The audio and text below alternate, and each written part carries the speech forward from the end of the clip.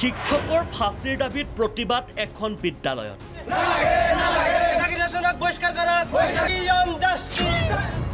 এজন শিক্ষকৰ ভয়ত বিদ্যালয়লৈ নাহে শিক্ষাৰ্থী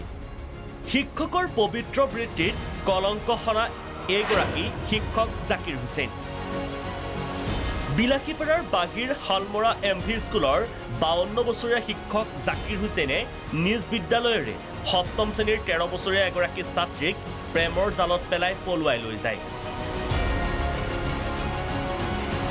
শিক্ষকৰ এই কাণ্ডৰ পাছৰে পৰা বিদ্যালয়লৈ শিক্ষক আহে কিন্তু জাকিৰ হুছেইনৰ ভয়ত নাহে ছাত্ৰ ছাত্ৰী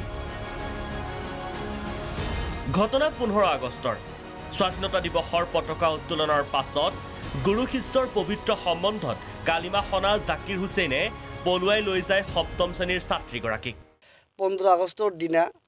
জাতীয় পতাকা উঠাৰ পিছত এইখন স্কুলৰ সহশিক্ষক জাকিৰ হুছেইন নম্বৰ জাকিৰ হুছেইন এইখন স্কুলৰে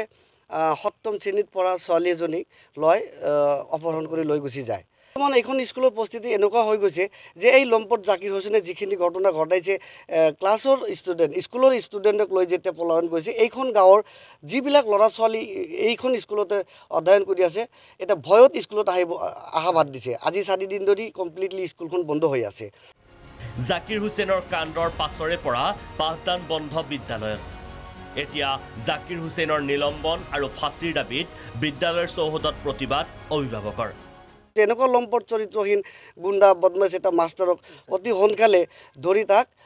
ফাঁচি দিব লাগে এনেকুৱা পূৰ্বৰ বহুত ৰেকৰ্ড আছিলে জাকিৰ হুছেইন আগতে আলফাৰ লগতো জড়িত আছিলে